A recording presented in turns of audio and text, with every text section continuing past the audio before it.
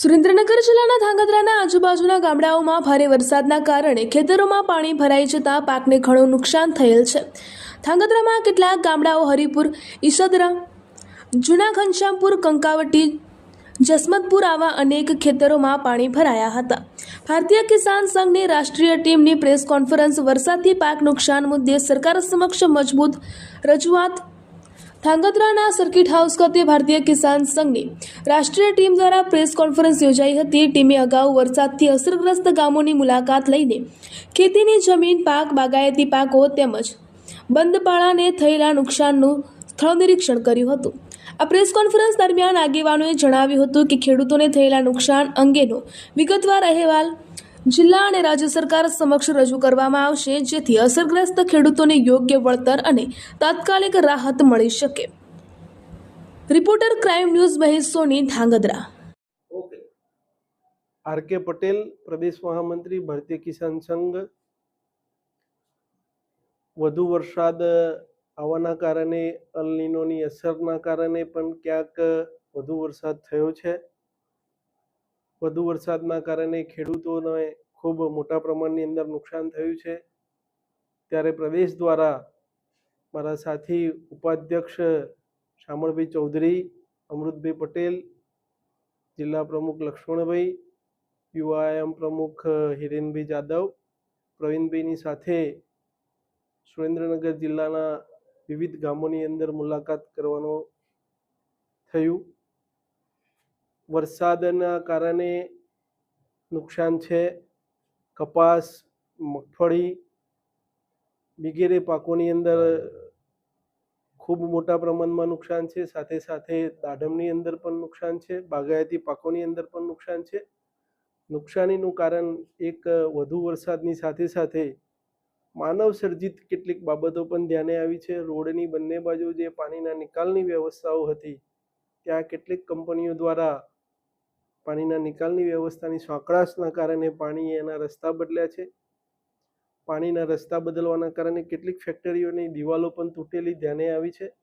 ખેડૂતોને ખૂબ મોટા પ્રમાણની અંદર પારાવાર નુકસાન છે।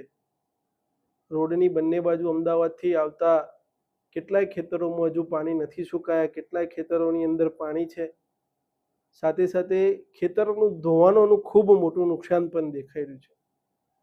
દુઃખની બાબત એ છે કે આ રોડ ઉપરથી કેટલાય ધારાસભ્યો નીકળતા હશે, કેટલાય મંત્રીઓ પણ નીકળતા હશે, પણ કેમ જાણે કોઈના ધ્યાને આવ્યું હોય એવું દેખાતું નથી। ખેડૂતોના ખેતરે મુલાકાત લીધી ત્યારે કોઈ સર્વે કરવા પણ આવ્યું હોય એવું પણ ધ્યાને આવતું નથી।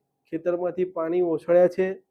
આપણા માધ્યમથી રાજ્યના મૃદુ અને મક્કમ મુખ્યમંત્રી શ્રી અને કૃષિ મંત્રી શ્રી જીતુભાઈ વાઘાણીને વિનંતી છે કે જેમ તમે વલસાડની અંદર સર્વે કરાવ્યો છે, વલસાડની અંદર રૂબરૂ મુલાકાત લીધી છે, ખેડૂતોને આશ્વસ્ત કર્યા છે કે ભાઈ જ્યાં નુકસાન હશે ત્યાં સરકાર ખેડૂતોની પડખે ઊભી રહેશે। વર્તમાનની અંદર અત્યારે જે આ 5 ગામોની અંદર મુલાકાત કરી, એ મુલાકાતની અંદર કે સર્વેની વાત ધ્યાને આવી હોય એવું દેખાતું નથી। ખેડૂતો જોડે રૂબરૂ વાતચીત કરી, ત્યાં પણ સર્વેની કોઈ બાબત આવી હોય એ પણ ધ્યાને નથી। એટલે ઝડપથી રાજ્યના મુખ્યમંત્રીશ્રીને વિનંતી છે કે આ જિલ્લાઓની અંદર પણ સર્વે થાય અને ખેડૂતોની પડખે ઊભા રહેવાય। એનડીઆરએફ, એસડીઆરએફના નોમથી ઉપર જઈને આ વખતે ખેડૂતોને જે ખેતરનું ધોવાણ થયું છે એ દિશા તરફ તાત્કાલિક વળતરની સહાયની અંદર વધારો થાય। સાથે સાથે જિલ્લા કલેક્ટરશ્રીને પણ વિનંતી છે કે આપ પણ આ સ્થળોની મુલાકાત લઈ અને જ્યાં જે લોકોએ આડાશ ઊભી કરી હોય, જ્યાં પાણીના વેન સાંકળા હોય, એને પહોળા કરવાની દિશા તરફ પણ આગળ વધવું જોઈએ। અન્યથા અત્યારે સહાય ચૂકવાશે, ફરી આના વિષય આગળ આવવાની શક્યતા છે। એટલે એના કાયમી ઉકેલની દિશા તરફ આપણા લોકોએ આગળ વધવું જોઈએ તેવી આપણા માધ્યમથી જિલ્લા કલેક્ટરશ્રી અને સરકારશ્રીને વિનંતી છે। આગામી સમયમાં આ નુકસાની બાબતે કેવા પ્રકારના પ્રયત્ન કરશો? આવતીકાલે જ રાજ્યના મુખ્યમંત્રીશ્રીને વિગતવાર પત્ર દ્વારા જાણ કરશું। રાજ્યના કૃષિ મંત્રીશ્રીને પણ વિગતવાર જાણ કરશું। જિલ્લા એકમને પણ સૂચના છે કે આવનાર દિવસોની અંદર આપણા સંસદ સભ્ય હોય, આપણા જિલ્લાના જે કંઈ પણ ધારાસભ્યશ્રીઓ હોય, એમને સાથે રાખી અને કલેક્ટરશ્રી જોડે પણ બેઠક કરી અને જ્યાં જ્યાં આળાશ દૂર કરવાની છે એ દિશા તરફ આગળ વધાય. જે ગામોની અંદર પંચાયતના સરપંચને પણ વિનંતી છે કે આપના ગામની અંદર જ્યાં આવી રીતે પાણી ભરાતું હોય એ તાત્કાલિક અસરથી એ તોડવાની પ્રક્રિયા, કંપનીઓ હોય તો કંપની અને કોઈ વ્યક્તિ હોય તો વ્યક્તિઓને સાથે રાખીને કેવી રીતે દૂર કરી શકાય એ દિશા તરફ પણ વિચાર કરવો જોઈએ.